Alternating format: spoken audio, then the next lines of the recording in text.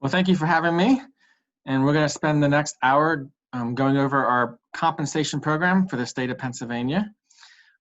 The first thing I should mention is our program is known as VCAP, which stands for, as you can see on the screen, Victims Compensation Assistance Program. A lot of people, particularly people who've been working in the victim service field for a while, have referred to it as CVC, for Crime Victims Compensation. We no longer use that name, CVC, and that's because there are at least 4 victim service agencies in Pennsylvania. There's one in Erie, Lehigh, Fayette, and Chester County that have that same acronym. So what was happening is someone was a crime victim in Philadelphia, they would go online, Google, victim compensation, CVC, and they would get the Crime Victim Center of Erie County. So obviously that presented some difficulties. So a few years ago, compensation changed. We changed our name to VCAP, and that's the name we use now. And there are no other victim service agencies using that to cause any confusion. So anytime I say VCAP today, I will be referring to our program. Now, our program, I should mention, was started in 1976, created by the Pennsylvania State Legislature. And the reason that we were created was to increase cooperation of victims with the police and the legal system, specifically the district attorneys. So we were created the bicentennial in 1976. Now, we're going to go over the eligibility requirements. That's going to be about half of our session today, and the other half will be going over a brief overview of all the different benefits. There are lots of benefits to our program. But just because you're a crime victim in Pennsylvania does not automatically make you eligible. You still have to meet these eligibility criteria. And the first one is kind of obvious, I've already given it away. The crime has to occur in Pennsylvania. Now, a couple things to mention with that. It doesn't matter where the victim lives.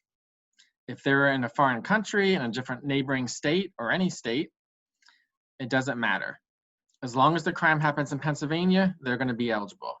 So if you have someone who comes from Baltimore, Maryland, goes to Pennsylvania for the day, while they're in Pennsylvania, they're assaulted, they'll be eligible for our program.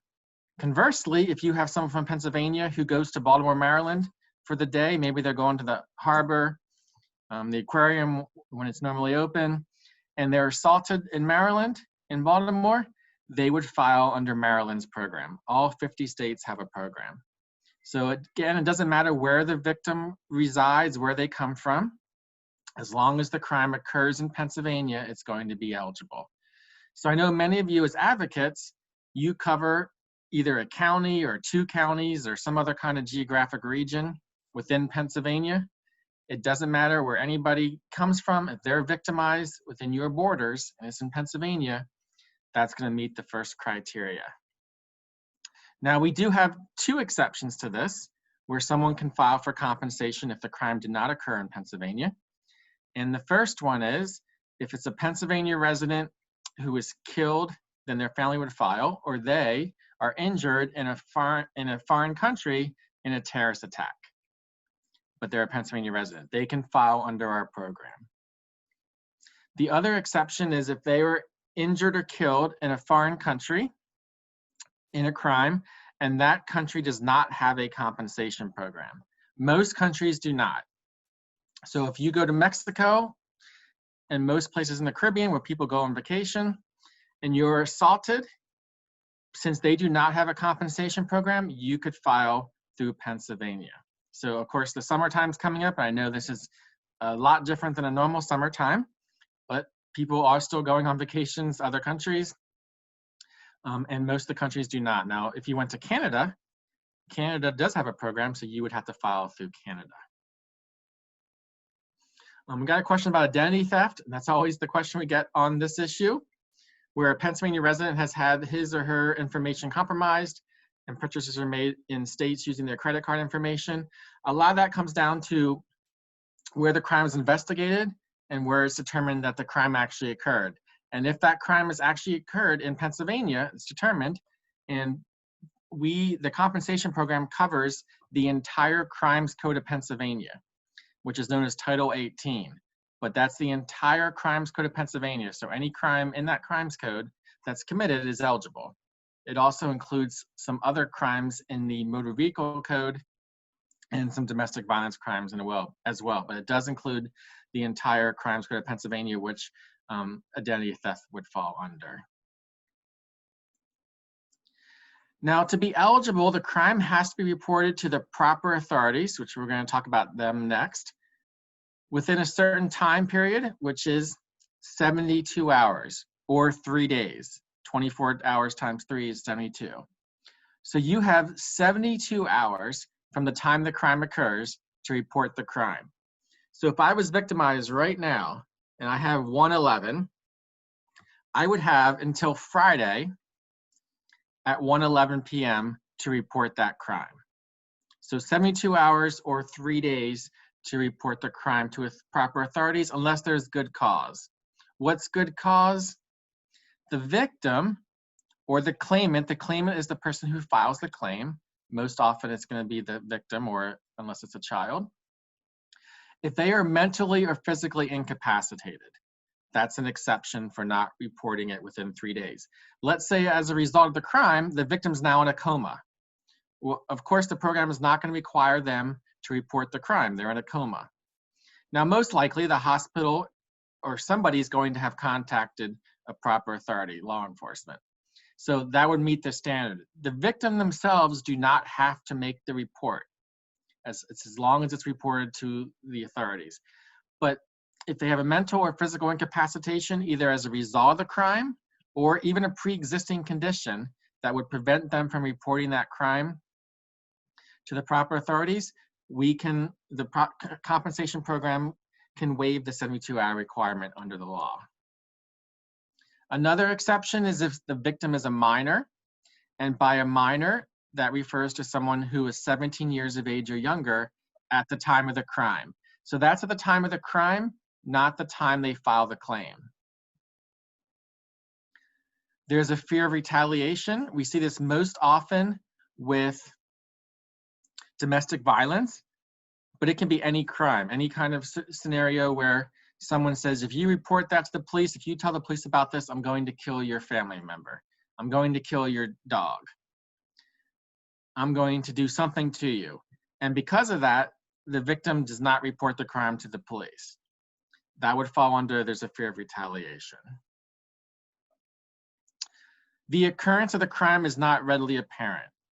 We've had situations where someone has their home burned down and they think it's an accident. The state fire marshal comes in and investigates and determines that it's arson. Once that is determined, that's when the 72 hours start, whenever it's determined to be a crime. We had a claim where an older woman went on a 3-week cruise. The day she went on that cruise, her home was burglarized. And the only way we know that, the reason we know that it was burglarized the day she left is because a lot of neighbors actually watched it. It happened in the daytime. But everyone thought someone else was calling the police and ended up no one called the police. So she came back 3 weeks after the cruise had ended. She went back to her home and of course walks in and discovers it was burglarized. She contacted the police. That's when the 72 hours started, as soon as it was discovered the crime occurred, even though the crime actually happened 3 weeks prior. And then in one of the few areas in the law we have discretion, there's very few, everything that compensation does is governed by the law. And there's few areas we have discretion, this is one of them. Other circumstances where good cause is shown by the claimant. We've seen examples of someone speaks a language and they can't find an interpreter in time, in 72 hours. They find one, but now it's 4 days. I imagine, we're at the early stages of this, but I imagine there's going to be some circumstances where good cause exists as a result of the pandemic, particularly in the beginning of the shutdown, lockdown, the quarantine, whatever you want to call it, where people were supposed to be staying at home. I imagine there's going to be some circumstances where that would prevent someone from being able to contact the authorities within 72 hours. But because of this other circumstances, this gives us discretion. So if you're helping someone file a claim, you're working with the victim, you're helping them, they did not report the crime to police within 72 hours or 3 days, It's not one of the first 4 reasons here, but you think it's a good reason why, go ahead and file the claim because we have that discretion. Now, I've been talking about police as a proper authority, and that's the most obvious one, so law enforcement. There's also another proper authority or something that you can do that's also considered as reporting to proper authorities, and that's filing a protection from abuse order. If you file a protection from abuse order, a PFA, and you never report the crime to the police, you will meet this reporting standard. So you have to do one or the other or both. And by the way, the more recent, just the last few years, sexual violence orders and the intimidation orders, they fall under the umbrella of the protection from abuse orders, and they would be eligible as well. We also have a bunch of other proper authorities where you can report the crime to, including consulate staff, probation and parole officers, children and youth, and a whole bunch of other agencies. But you still have to report ultimately to the police and or file a PFA. And there's other agencies, we train them so that if someone comes to them and reports a crime to them, that they're going to let them know. If they want to file for compensation, they're going to have to report the crime to police and or file a PFA. So ultimately, you're going to have to do one of the two or both.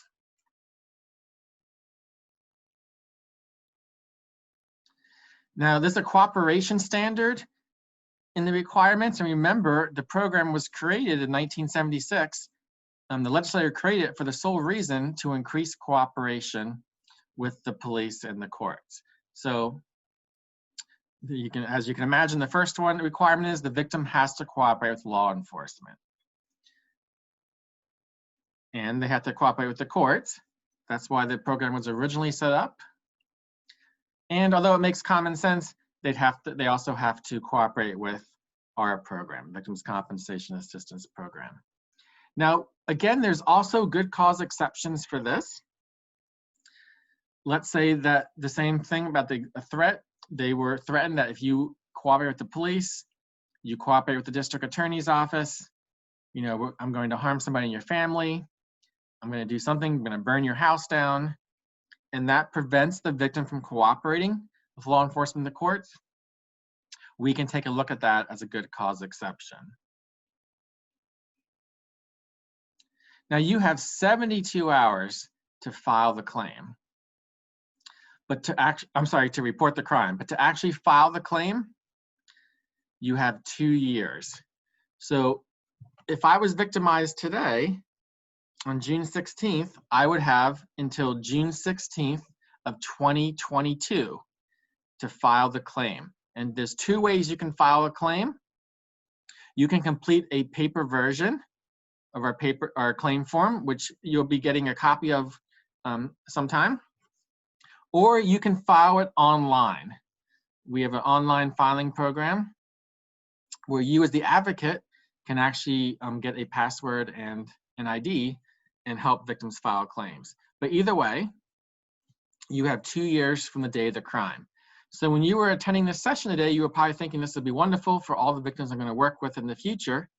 But think about all the victims you worked with starting on June 16th of 2018 to now. It's probably a lot of victims. And if they meet all the other requirements we're talking about, you can go ahead and help them file a claim. So you have 2 years from the day of the crime. It's also going to be 2 years after the death of a victim from a crime. The best example of this is James Brady, who died just a few years ago. He was the press secretary for Ronald Reagan. He was severely injured in the assassination attempt.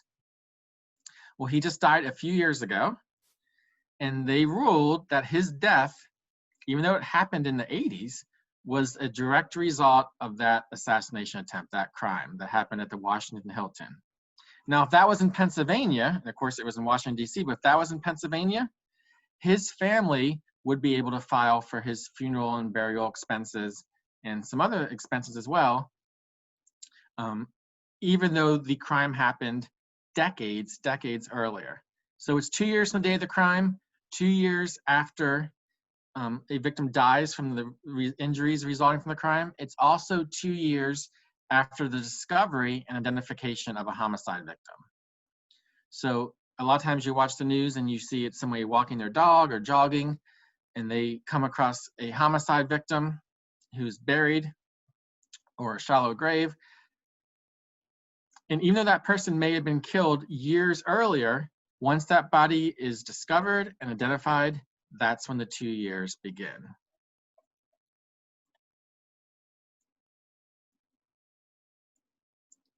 Now we have an exception for this 2-year requirement. And this is a bit complicated, so bear with me through this. The rest is all gonna be easy, but this is a little bit complicated, but it's very important. One thing I do want to emphasize is this is an exception. This is for a child victim. So if you have a child victim who does file the claim within 2 years, this is completely irrelevant. So I'm gonna make that really clear, because a lot of people think this involves every child victim, and it doesn't. It's only child victims who do not report or do not file the claim within 2 years. But if you have a child victim, and again, that's someone who was victimized at age 17 or younger, we can extend the filing for them to receive all the benefits and compensation until they're 23 years old, or the statute of limitations on that crime expires. Whatever is later, whatever is most beneficial to the victim. Now, statute of limitations vary tremendously. Some of them are only a year. Sexual assault has been increased to age 68. And as far as I know, that is the longest statute of limitation that exists in Pennsylvania. Whatever's most beneficial. So if they didn't file within 2 years, they were victimized as a child, they have until they're age 23 or the statute of limitations expires. If the offender was their parent, so they were victimized by their parent, they're victimized by a significant other of their victim's parent, a boyfriend, girlfriend, someone who lives in the same household as the victim, do not have to be related, but they live in the same household, or anybody who's responsible for the victim's welfare. That can be a coach, a minister, a priest, a Boy Scout, Girl Scout leader, teacher, pastor, any person who's responsible for the victim's welfare. If they are the offender, that would qualify. Now, what you don't see on the list of offenders here is someone who lives in the same neighborhood, but they're not a parent, they're not a significant parent, other of the parent, they don't live in the same household, they're not responsible for the victim's welfare. In that case, the victim would be not eligible for all the benefits, but they would still be eligible for counseling. But if the offender is one of these 4 categories, then they'd be eligible for all the benefits until they're age 23 or the statute of limitations on that crime expires.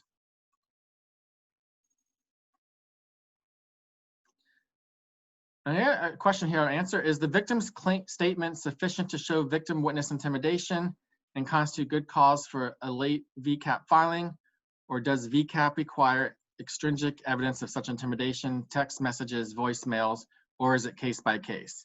And you got it exactly right there. At the bottom, it is case by case. And I never like giving that answer, but that is the actual answer here.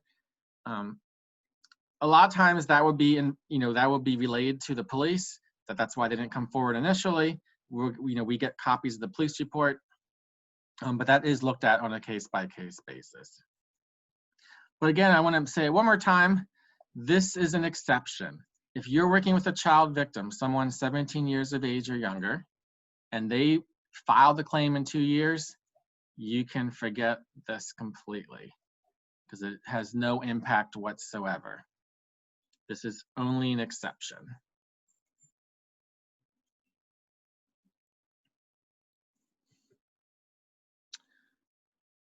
Then the next requirement is the victim may be ineligible for compensation if they engaged in a legal activity that caused the crime. Now, the key words here actually is not a legal activity. It actually is that caused the crime. You can be involved in illegal activity and still receive compensation as long as it did not cause the crime. And I'll give you an example of that. Let's say you have two 16-year-olds sitting in the town square drinking alcohol. So clearly they're engaged in illegal activity, underage drinking. They're not 21 years old. There's no question about that. It's illegal activity in Pennsylvania. And in the course of them drinking the alcohol, they are assaulted. We would pay that claim, most likely 100%, because even though they're engaged in illegal activity, that activity of underage drinking did not cause the crime. Now, those same two 16-year-olds are now selling illegal drugs, cocaine, and the offenders assault them. That claim would most likely be denied because that illegal activity of selling illegal drugs did result and cause the crime. So there's a fine distinction. And when we do have illegal activity that causes the crime, there's going to be some exceptions to that. And what the law calls, whenever we assess, the law calls it a contribution. I'll give you an example of one that's automatic.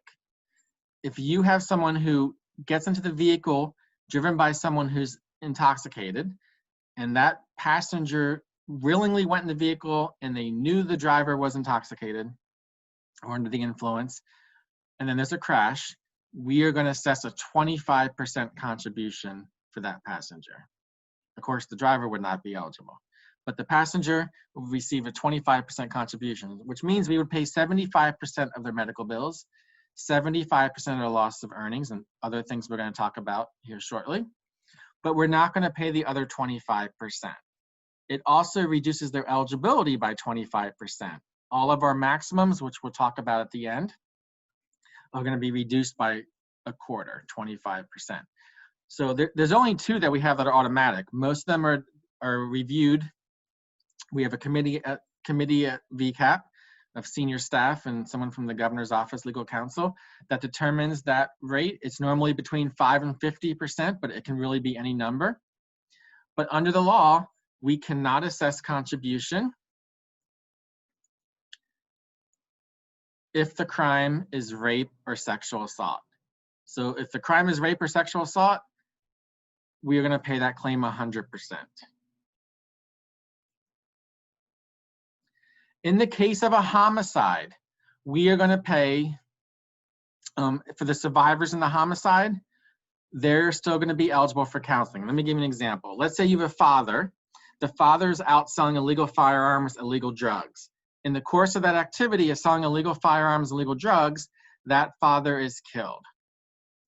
We would most likely deny that claim. We would not pay for that because that legal activity caused the crime. So we would not pay for the funeral and burial like we normally would. We would not pay for loss of support to the family members like we normally would. However, those family members will still be eligible for counseling. Another way to look at this is whenever you're working with the family in a homicide, they're going to be eligible for counseling because it doesn't matter what that homicide victim was doing, they will be eligible for counseling. In domestic violence crimes, we are going to pay 100% unless the victim is ruled to be the primary aggressor. So let me give an example of this. So let's say we have a claim, and this has never happened to my knowledge, but just for the sake of illustration, where it's determined that the offender is 51% responsible and the victim is 49% responsible. Let's say it was a domestic violence situation where the victim has been abused for years. On this occasion, when the police come, the victim fought back. So it's determined the victim was 49% responsible. We would pay that claim 100%. Because unless that victim is more responsible than the offender and makes them the primary aggressor, we will pay 100%. So those are some of the exceptions in the law. Now we have a minimum loss requirement if the victim is under age 60. So 59 or you're under. There's a requirement they have $100 from any combination of all the benefits we're going to talk about here shortly, the loss. Now, when you see all the benefits we have, it's very rare that someone doesn't actually have $100 in expenses because we cover so many different expenses. But this is not a copay. It's not a deductible. It's just a minimum level they have to reach. So if you had, let's say you have $150 in expenses, compensation would pay the full $150. We would not only pay $50. It's just a minimum level that you have to reach. Now, if you're age 60 or older, there's no minimum loss requirement. We once had someone who filed for 75 cents and it was paid. So there's no minimum loss requirement, any level would be covered. Now it's actually, like I said, even for someone under age 60, it's actually very rare that someone has a loss of $100 or less. Michael, so that's, yes. I'm sorry, if I could just interrupt. This is Kelly. I'm launching the first of the CLE question box. If you are an attorney who would like CLE credit for today's participation, please go ahead and respond. This will be up for 1 minute. And Michael, please feel free to continue. Thank you. Thank you. So for the benefits, and we just went over all the eligibility requirements. So if someone meets those standards, you can go ahead and help them file a claim. Now the question is, what do you file a claim for? So our benefits. The number one benefit, as you can imagine, it's 41% of everything that we pay out, is for medical expenses.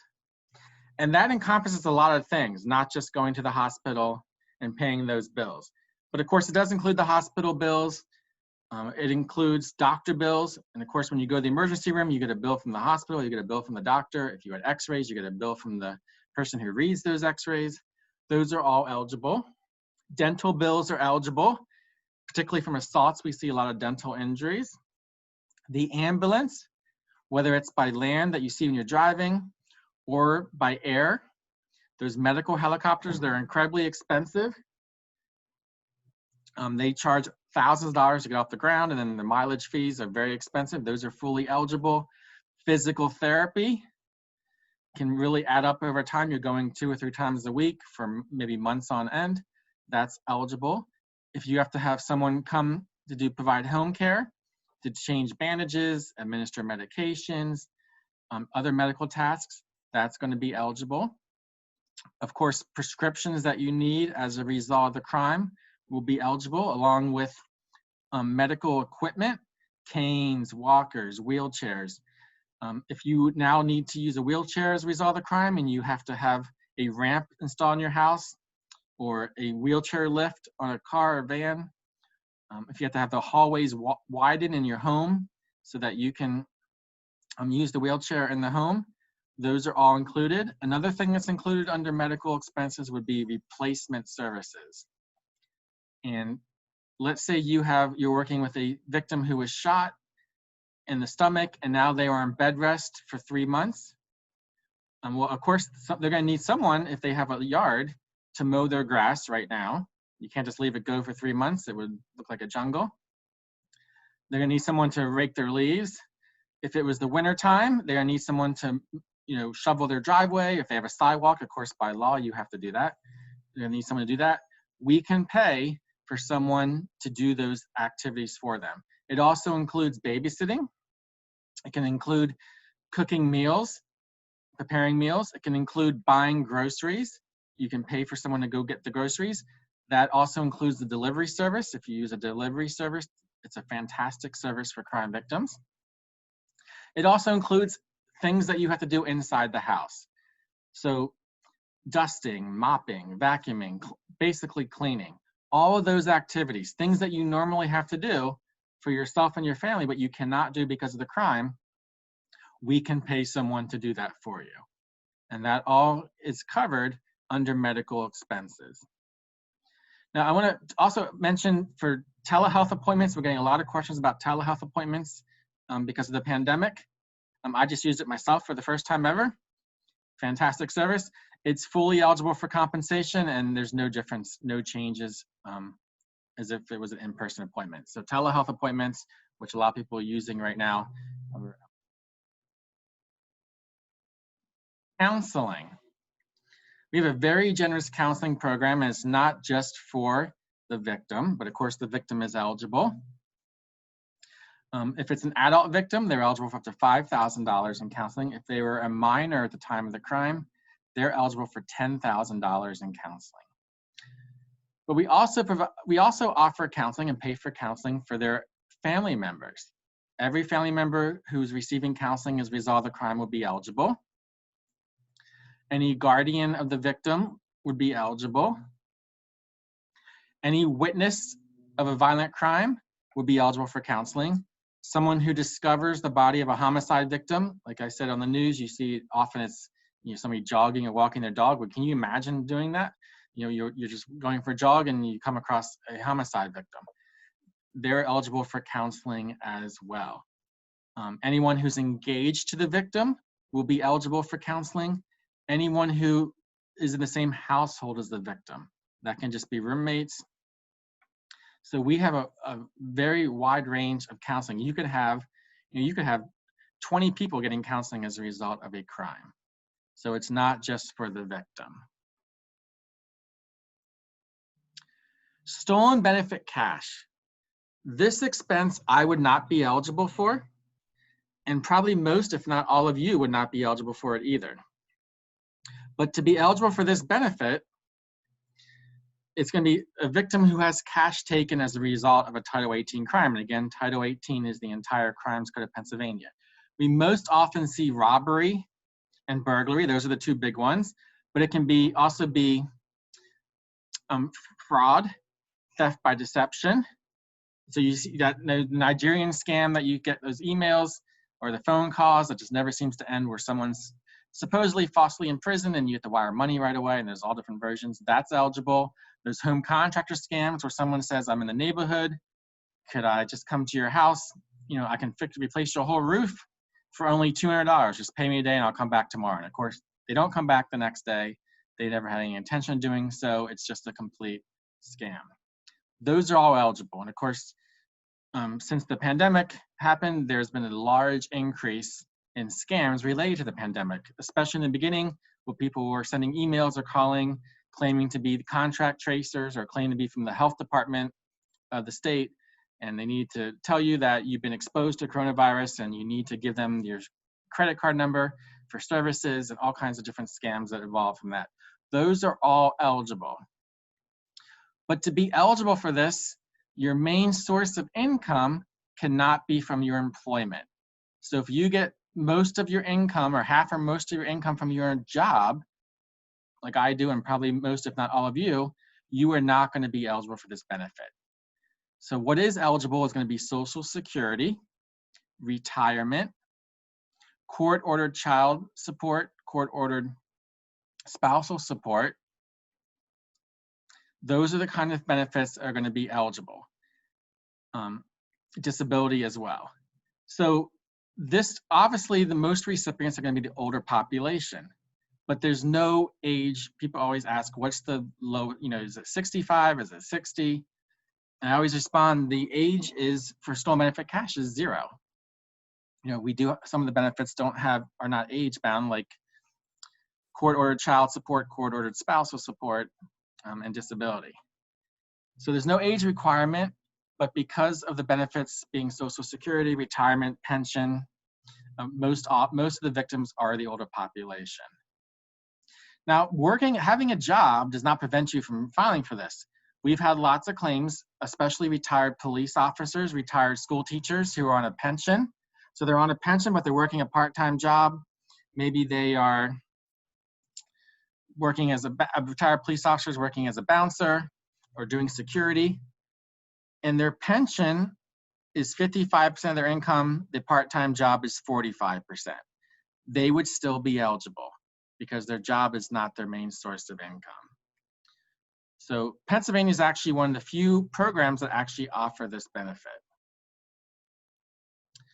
Funeral expenses. resulting from homicides, we can pay for the funeral and burial expenses of the deceased. And that involves a lot of different things that we can pay.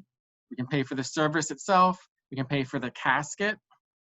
We can pay for the clothing for the deceased. We can pay for flowers, a meal after the service, whether that's done at somebody's home. We can pay for the food and the items needed. Or if you have it professionally done, professionally catered, or you have it at a restaurant, we can pay those fees as well.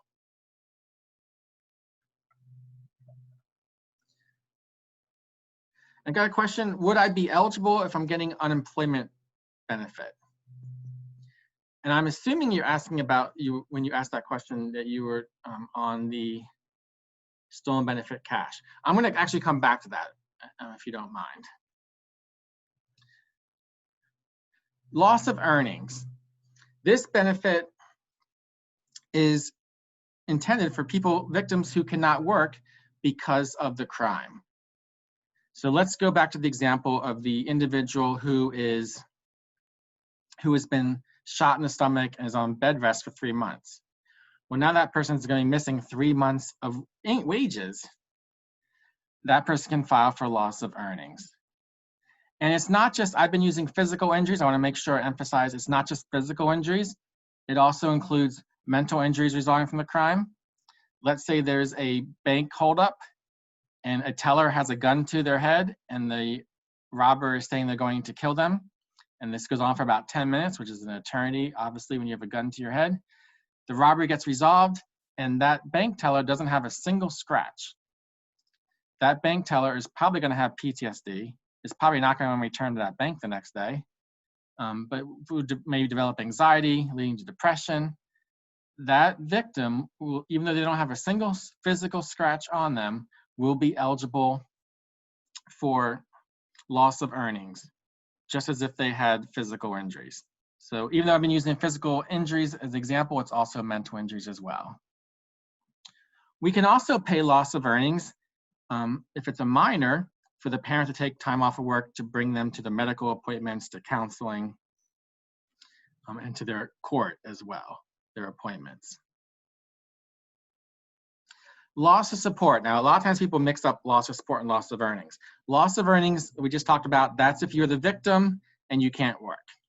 Loss of support is resulting from a homicide. So the support that that homicide victim was providing to their family or to anybody, anyone that they were supporting, it did not have to even be related, but any level of support they're providing, we can pay for loss of support to them. Most often it's going to be a parent, child, or spouse, but if they were providing support to somebody else, that may also be eligible. So loss of support is for homicides, loss of earnings is for injury. Relocation. Relocation, we see most often in domestic violence, but it can be for any crime where someone needs to relocate for their and their family's health and safety. So it's gonna be any crime. Now we can pay for a lot of different things. We can pay for the rent at the new apartment. So let's say you're going to a new apartment and the new apartment costs $700 a month. We can pay that rent of $700 a month until they hit the maximum, which we're going to talk about next. We can also pay for the moving expenses. You have to get a moving truck, a moving van. You have to get movers to help you. We can pay for storage facilities where you have to, you usually see these when you're driving on the highway. It looks like a bunch of garages. Their rates vary tremendously based on the size of it. Is it climate controlled? What are the security options? All different kind of options. We can pay for that for relocation. We can pay for the utility hookups. We can pay for PO box rental and setup. We can pay for childcare, different fees that you incur in a relocation.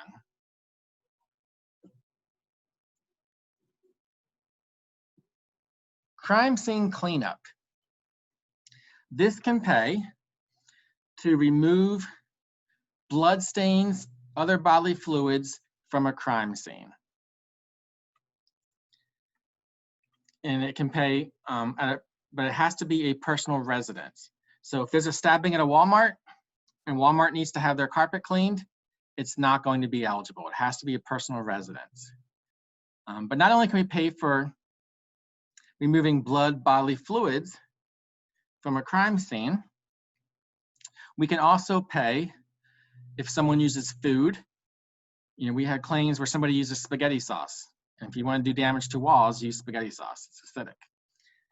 And they throw food all over the apartment or the house. We can pay to have that removed. We've had claims where people use paint, particularly spray paint. Usually it's an ex breaks into their home and spray paints all kinds of vulgar terms over every wall, the ceiling, in the residence. We can pay to have that removed. Another area that we can pay for crime scene cleanup is removing official police debris processing. So when you watch a police show, and CSI used to did this pretty much every episode, at some point they bring out that white powder and they dust for fingerprints. But what they don't show is clean that up. And they don't show that because it's very difficult. It smears, it's meant to adhere to the slightest human oil. It's very difficult to clean. We can pay to have that cleaned. But again, it has to be a personal residence. So it can't be a business. It has to be where the victim actually resides. Transportation expenses. So we can pay for someone to pretty much any form of transportation they take. But let's use driving. We can pay the state mileage rate, which is usually the same as the federal rate, for someone to drive to a medical appointment, to a counseling session, or to go to court as well. If they're taking a bus, a subway, any kind of public transportation, we can pay that as well. We can reimburse. We can pay for them to hire a driver to take them. They can take a taxi. If they're taking Uber or Lyft or any of those ride sharing, that's eligible as well. Pretty much any form of transportation that incurs a cost is going to be covered. It also includes parking. So just say you're going to counseling every week and you're going in a city and you have to park at a garage. Just save that receipt. We can reimburse for the parking as well.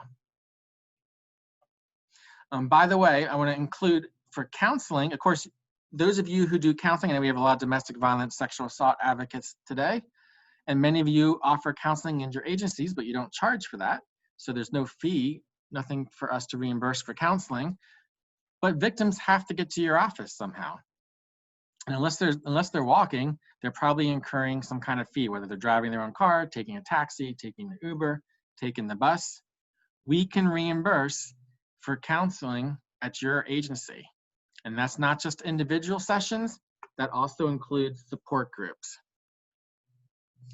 So either way, and I know before I came to VCAP, I worked as a sexual assault domestic violence center in counseling, and we had 6, 8, 10-week support groups and individual sessions, and we would hear a lot from victims. I could really use this, I could really benefit. I just can't afford to pay to come out here every week. So you can let them know about this benefit. Now, of course, we are a reimbursement program, so we're not going to pay them up front. So if they're taking the bus and it costs $10, we don't pay them $10 in advance. They have to incur the cost and then we reimburse them. But that is an option, even at your agency.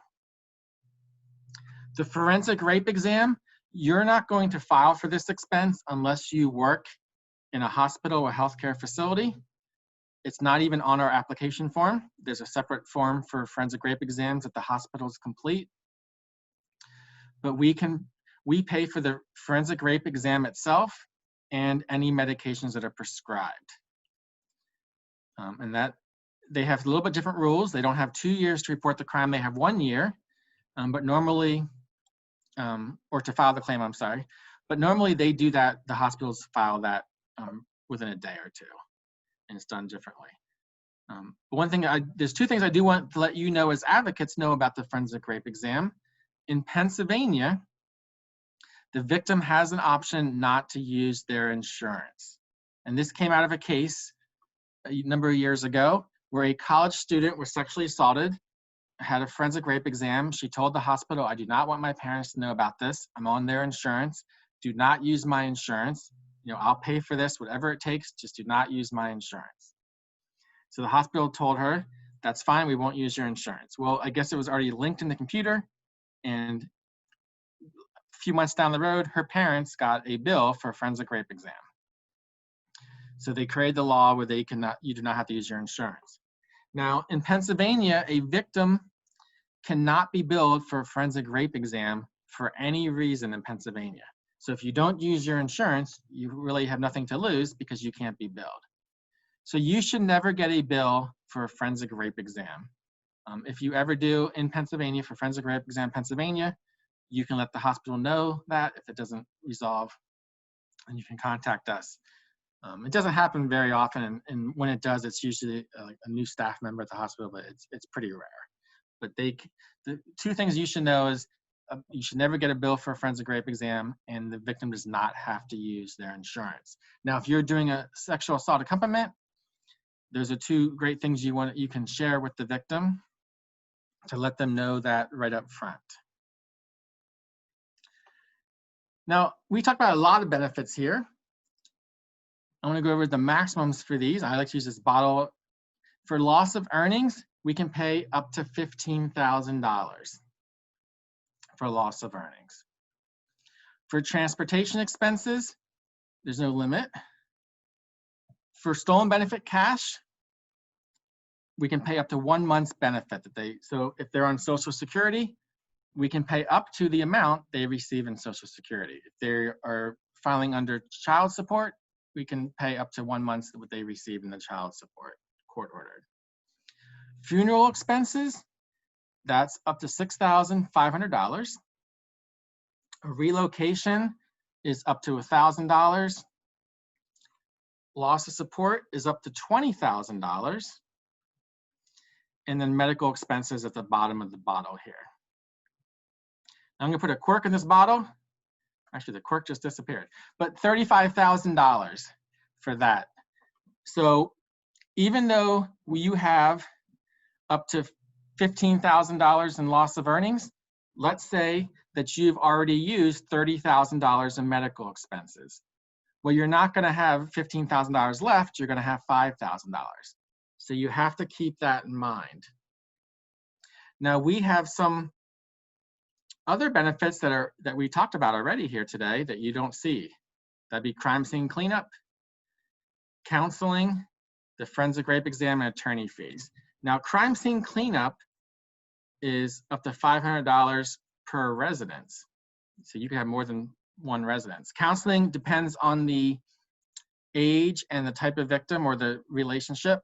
The forensic rape exam is $1,000. But remember, they can't be billed. So if the hospital charges $5,000, they'll get a check from compensation for $1,000 and the rest will be written off. We can also pay for attorney fees, private attorneys. So not the district attorney or the ADA, but if a victim hires a private attorney to help them file a claim, we can pay that attorney to do that. Now, these four expenses are above and beyond the $35,000. Now, what that means is we always say our maximum for the claim is $35,000, but really it's more than that because every crime victim is going to be eligible for counseling, for example. But it's $35,000 in the bottle, and the rest is above and beyond. I got a question. What if someone lost $10,000 through a fraudulent scheme? And unfortunately, we see that way too often, especially people who lived through the Great Depression. You know, they save their entire life savings in a shoebox underneath their bed because they don't trust banks, and someone takes that. We are able to pay them 1 month's benefit. So, you know, that might be only, paying them $900 out of the $10,000 loss. So often it does not, sometimes it does, but often it does not cover the entire amount. But again, Pennsylvania, we're one of the few states that offer this benefit, stolen benefit cash. The reason most states do not is because everything that we pay out, the federal government reimburses us 60%. They do that for all the state programs, get reimbursed 60%. They do not reimburse for stolen benefit cash. So most states don't offer it, but Pennsylvania felt it was still that important to offer it. But unfortunately, it doesn't always cover the entire amount. And I look and see what time it looks like we have 5 minutes. I'm going to get a question and answer to Georgia's question. But if there's any questions, please let me know.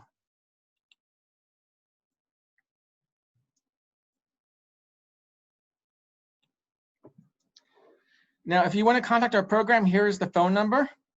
Now, our office is currently closed due to the pandemic. There's no date available right now for when it's going to open. It just has not been decided yet.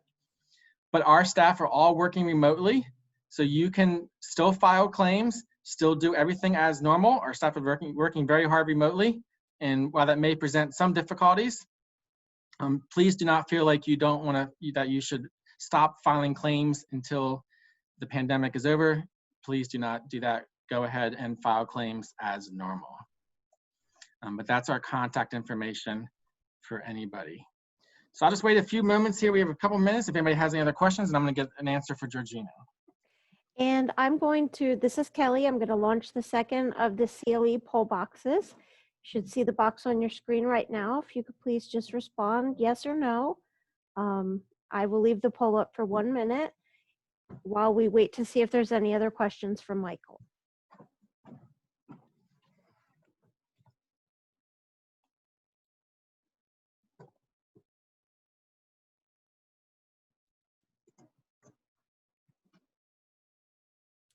And I am not seeing any other questions come up here.